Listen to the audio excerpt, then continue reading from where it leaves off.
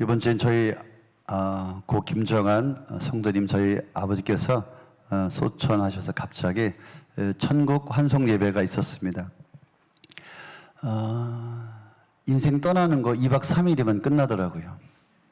예, 뭐 간단하더라고요. 예.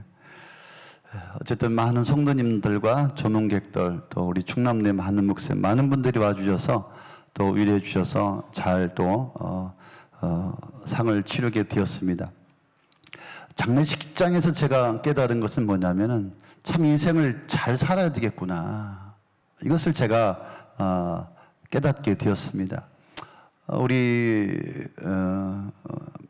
상가집 옆에 상가집들은 이상하게 젊은 사람들이 왜 이렇게 많은지 몰라요. 36, 40, 43, 52, 82, 저희 아버지가 87, 90도 없더라고요. 지지난주는 우리 95세 우리 김순단 성도님 저희가 천국 환송 예배를 드렸는데 저는 이분들을 보면서 또 저희 아버지를 보면서 이 사람들이 세상을 떠나가면서 어떤 사람은 불행을 남겨놓고 떠나고 어떤 사람은 행복을 남겨놓고 떠나는구나.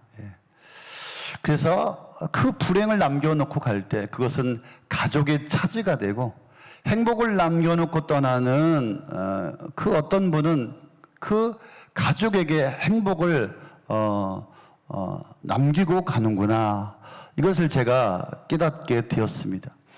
그래서 우리 형제 자매들 한 6남매인데요. 제가 다 모아놓고 그런 얘기를 했습니다. 이제 과거를 끊고 불행을 끊고 우리가 정말 행복한 인생을 살아갑시다. 인생 아무것도 아닙니다. 별거 아닙니다. 그랬더니 조용히 아주 상을 잘 치렀습니다. 그랬더니 식당에 일하시던 분이 이런 집은 처음 봤다고. 아니나 다를까 저 옆집에서 막 싸움박질 나는 소리가 울고 불고 소리 지르고 그런 소리가 들리더라고요. 그래서 이 집은 왜 이렇게 우애가 좋냐고. 사실 별로 좋지 않은데 제가 이제 통폐합을 했기 때문에 조금 우애가 좋은 겁니다. 그래서 인생을 잘 살아야 되겠구나. 우리 같이 옆 사람한테 그렇게 말합시다. 잘 살다가 갑시다. 잘 살다가 갑시다. 불행을 끝내버려야 합니다. 불행의 원인은 아주 작은 것입니다. 불행의 원인은 아주 사소한 것입니다. 저희 아버님은 천안에서 과수원했습니다. 몇십 년을 과수원했는데 저희 안방에 오래된 벽시계가 있었어요. 50년 됐는지 60년 됐는지. 그래서 어쨌든 뭐 우리 작은 누나가 챙겨서 가져가긴 했는데 아마 지금은 그런 시계는 없을 거예요. 태엽을 감아서 쓰는 그런 벽시계였는데 어느 날 그 벽시계가 멈춰 서게 되었습니다. 수리하는 사람을 불렀더니 뭐 그렇게 큰 고장이 아니라고 하였습니다. 이 수리공의 설명은 시계 태엽 사이에 먼지가 뭉쳐서 그 태엽에 희전을 막았다라고 하는 것입니다. 먼지는 어느 시계든지 다 끼게 마련이지 않습니까? 문제는 이 먼지가 끼지 않도록 통제할 수 있었다라고 하는 것이죠. 마찬가지로 우리 인생도 인생에 먼지가 끼지 않도록 우리가 잘 청소하고 뭉치지 않도록 그래서 내 인생을 망가뜨리지 않도록 우리가 해야지 된다라고 하는 것이죠. 그래서 성격의 먼지, 또 습관의 먼지, 또 욕심의 먼지, 사치의 먼지, 또 미움의 먼지 이런 것들이 끼어서 우리 인생을 망가뜨리지 않도록 우리가 늘 점검해야 합니다. 재앙이라고 하는 것은 갑자기 발생하지 않고 오래전부터 사소한 것에서 시작되고 있는 것입니다. 그래서 날마다 자기 스스로를 개혁하는 사람은 훗날 갑자기 당하는 커다란 재난을 당하지 않는 법입니다. 그래서 개혁하는 것도 아픈 일이지만은 망하는 것은 더 불행한 인생을 살아가는 것은 더 큰 아픔이다라고 하는 것입니다. 그렇다면은 개혁을 해서 조금 아프더라도 개혁을 해서 좀 내 인생을 바꿔서 훗날에 큰 불행을 막는 것이 좋지 않겠습니까? 그래서 오늘날 많은 사람들은 그 불행이 어디서 옵니까? 작은 욕심에서부터 시작되는 것입니다. 그래서 우리는 그 작은 문제를 빨리 발견하고 고쳐야 합니다. 그래서 제가 이 장례를 치르면서 불행한 인생을 살아서는 안 되겠구나. 불행한 인생은 풀리지 않는 인생이요, 되지 않는 인생이에요. 그래서 우리는 막혀있는 인생이 아니라 열려있는 인생, 불행한 인생이 아니라 행복한 인생, 사방이 열려있는 인생을 살아가기를 오늘 예수님의 이름으로 축원합니다. 오늘 본문 말씀이 지난주에도 제가 한번 함께 나눴는데요. 오늘 내용에 이런 이야기가 있는 것이죠. 어떤 사람이 4명의 친구가 중풍병자를 들것에 싣고 예수님께 가려고 했습니다. 그런데 너무나 많은 사람들이 있었기 때문에 이 사람을 예수님 앞에 데려갈 수가 없었던 것이죠. 그런데 이들은 포기하지 않고 어떻게 했다고요? 예수님이 계신 지붕에 올라가 지붕의 규약장을 걷어내고 지붕을 뚫어서 그 침상을 예수님 앞에 내리게 되었다라고 오늘 본문에 말씀하고 있습니다. 지난주에 제가 어떤 말씀을 드렸습니까? 이 지붕을 뚫면 되냐? 얼마나 이기주의냐? 얼마나 지극한 이기주의의 발상이냐? 나 예수님 만나야 돼. 나 치료받아야 돼. 그러니까 니네 집 좀 부수자. 이것은 내가 예수님 만나기 위해서 어떤 짓을 다 해도 된다는 이야기가 아니겠습니까? 그런데 이 사람들을 보고 우리 예수님은 뭐라고 하셨습니까? 2가지 반응을 예수님은 보이십니다. 20절의 말씀에 보니까 이 사람들의 믿음을 보시고, 주님은 이 사람들의 믿음을 보셨다라고 말씀을 하고 계십니다. 오늘은 또 2번째 뭐라고 합니까? 20절에 보니까 이 사람아, 내 죄가 용서받았다. 내 죄가 사함을 받았다. 이 예수님의 말씀은 그 자리에 있었던 모든 사람들에게 충격이었습니다. 21절에 보니까 바리새인들이 예수님을 막 죽일 듯이 막 항의합니다. 하나님 외에는 죄를 사할 권세가 없는데 당신이 뭐기에 죄를 사한다라고 말하냐. 그래서 이 기회에 예수님을 죽이려고 그들은 달려들었습니다.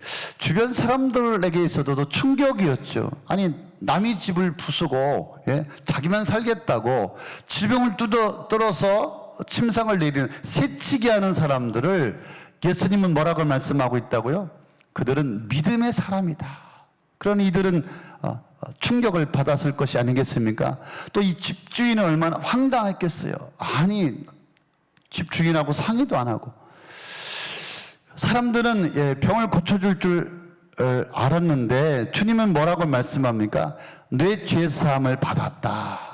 내가 너의 모든 죄를 용서하였다, 사하였다, 이런 뜻이지 않습니까? 그래서 이런 이야기도 그 많은 사람들에게 불편한 이야기로 들렸습니다.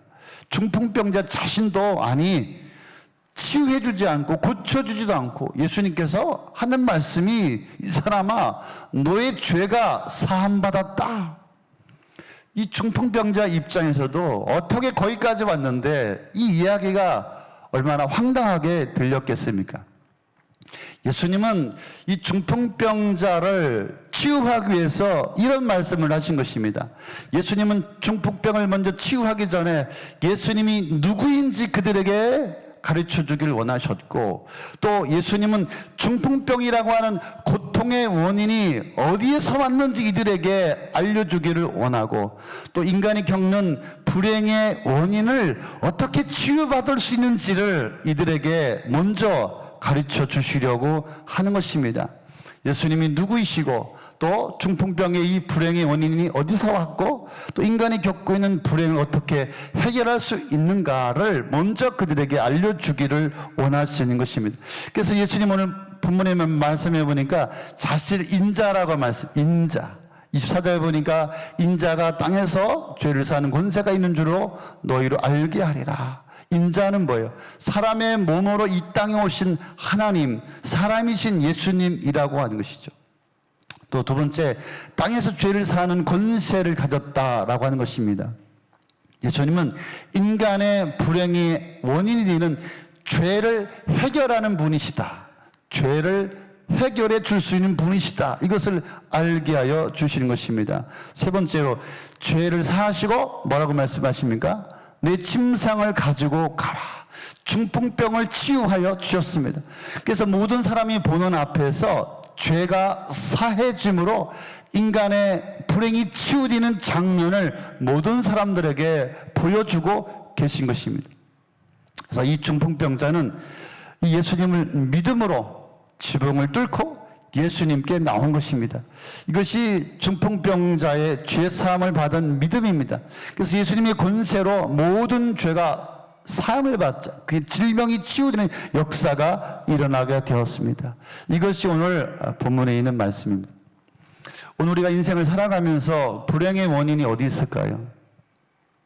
사람들은 이 불행의 원인을 땅에서 찾습니다. 말씀해 보니까 인자가 땅에서 죄를 사는 권세가 있다. 인간의 문제를 어디서 해결을 받아야 합니까? 땅에서 해결을 받아야 합니다. 천국에서 우리가 해결을 받는 것이 아닙니다. 우리는 이 땅에서 우리의 인생의 불행의 문제를 해결을 받아야 합니다. 그래서 사람들은 불행의 원인이 어디 있다라고 생각합니까? 땅에 있다. 땅에. 그래서 어떻게 합니까? 사람들은 땅의 방법으로 해결을 하려고 합니다. 그래서 어떻게 합니까? 먹는 것으로 해결을 하려고 합니다. 무슨 뜻입니까? 사람들이 좋은 거 먹으면 불행이 행복으로 바뀐다라고 생각을 합니다. 문제가 해결된다라고 생각을 합니다. 좋은 거 먹으면 질병도 해결되고 노화도 해결되고 장수하게 된다라고 생각하게 되는 것이죠. 또 마시는 것으로 불행을 극복할 수 있다라고 생각합니다. 그래서 우리는 얼마나 더 좋은 물을 먹으려고 찾습니까? 뭐 미네랄 생수, 해양 심층수, 고산지대 안반수, 또 과학과 의학의 의술로 불행을 해결해 보려고 합니다. 온갖 이런 방법들로 해결책을 찾습니다. 물론 먹는 것, 마시는 것, 의학, 또 의술도 도움을 받아야 합니다. 그러나 근본적으로 그 인생의 그의 삶의 인간의 불행을 해결해 줄 수는 없습니다. 또 어떤 사람들은 자신의 불행의 원인을 운명이라고 생각합니다. 운명. 그래서 무슬림들은 어떻습니까? 인샬라. 이것은 하나님의 뜻이다. 하나님의 뜻이다. 신의 뜻이다. 그래서 제가 선교지 가보니까 교통사고가 났어요. 그래서 사람하고 또 자동차가 치였어요. 서로 인사합니다. 인샬라. 이것은 신의 뜻이니까 각자 알아서 해결하고 각자 돌아가자. 또 불행의 원인을 팔자소관으로 돌립니다. 팔자. 내 팔자. 내 팔자.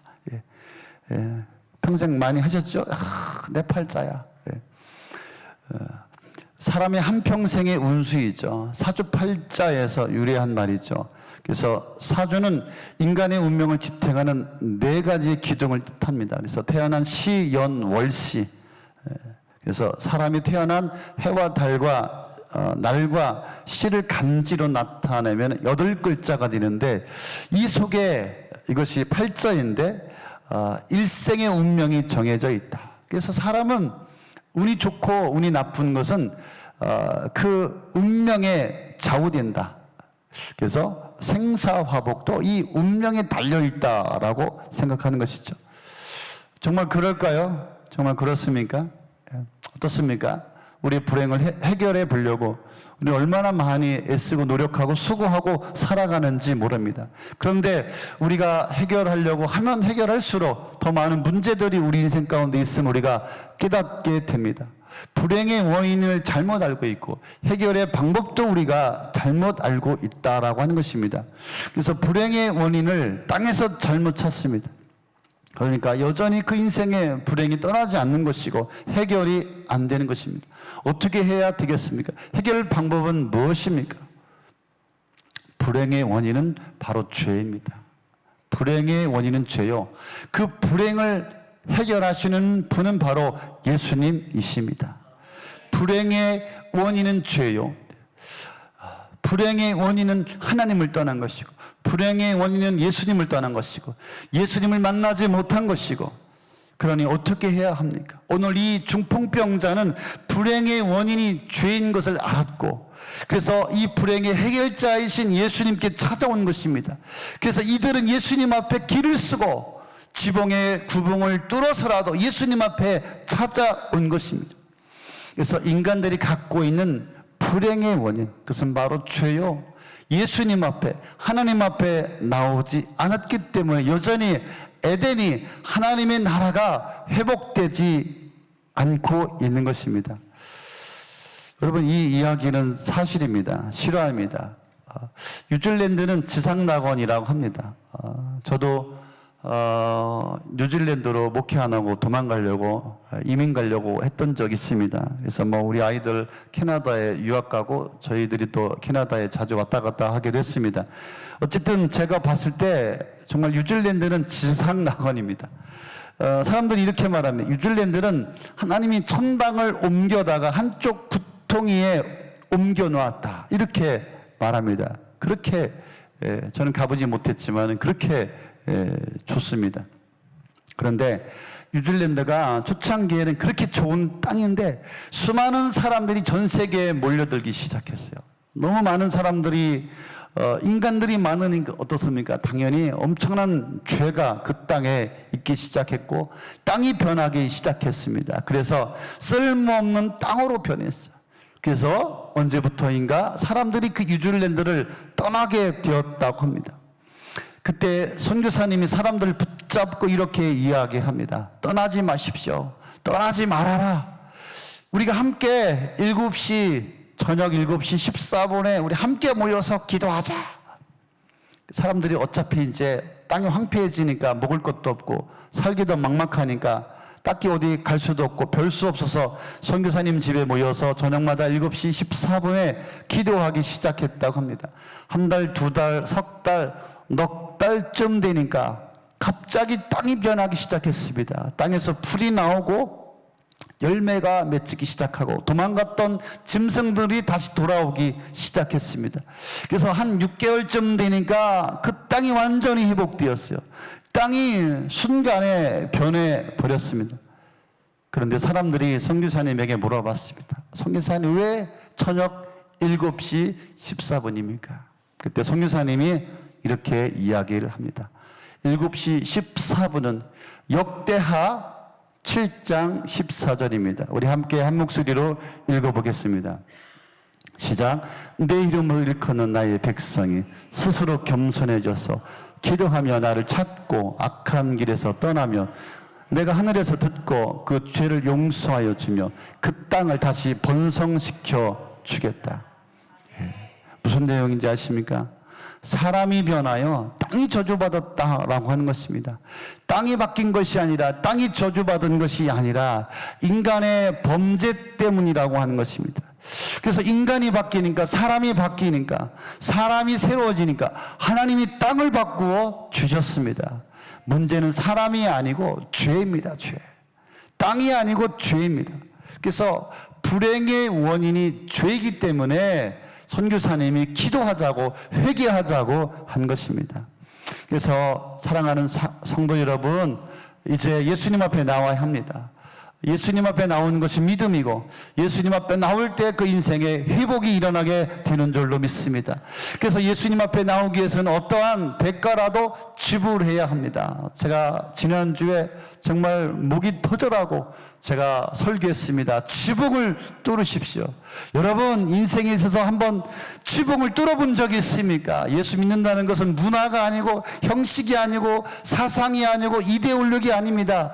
실제입니다. 믿음으로 지붕을 뚫으십시오.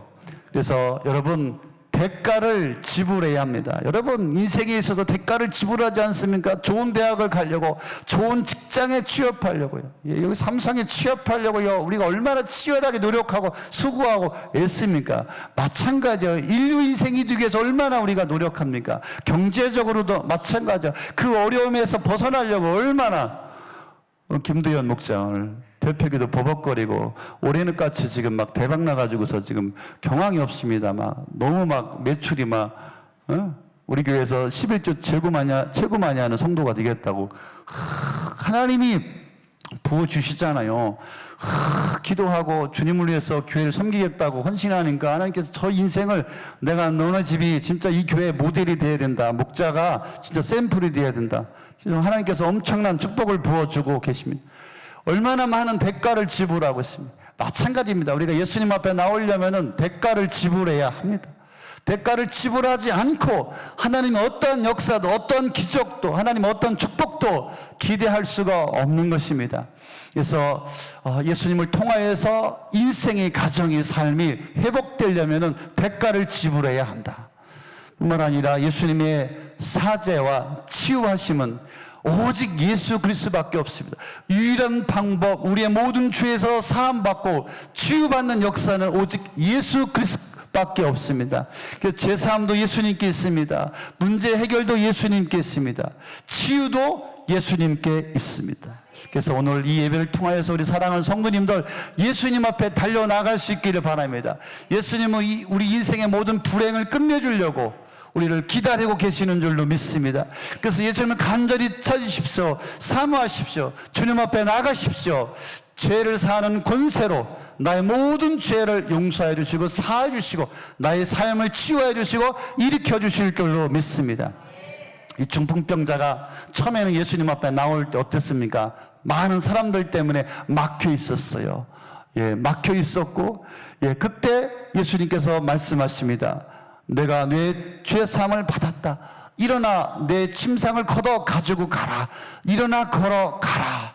그가 걸어갈 때 어떻게 되었을까요? 많은 사람들이 그 길을 비켜줬을 거예요. 무슨 이야기입니까? 무슨 암시를 우리에게 주고 있습니까? 그의 인생은 이제 열린 인생을 살게 된 것입니다. 그는 사방이 열리는 삶을 살아가게 된 것입니다. 그렇습니다. 중풍병자는 막혀있고 닫혀있고 아무것도 할 수 없었던 그런 인생이었어요. 불행한 인생이었어요. 그런데 그가 믿음으로 하나님 앞에 나갔을 때 주님께서는 그를 보시고 그 믿음을 보시고 이 사람아 내 죄가 사함을 받았다. 죄사함과 치유가 그 인생 가운데 일어나게 되었습니다. 그래서 모든 사람들이 하나님 앞에 영광을 돌리게 되었습니다. 그래서 오늘 설교의 제목이 열리는 인생입니다. 여러분, 여러분의 삶에 열리는 역사가 있기를 원합니다. 여러분의 가정의 사업장의 일터 가운데 여러분의 신앙과 믿음 가운데 열리는 역사가 있기를 소망합니다. 할렐루야. 우리 함께 자리에 일어나셔서 그런 믿음의 제목을 가지고 기도의 제목을 가지고 우리 함께 찬양하고 한번 기도해 보면 좋겠습니다.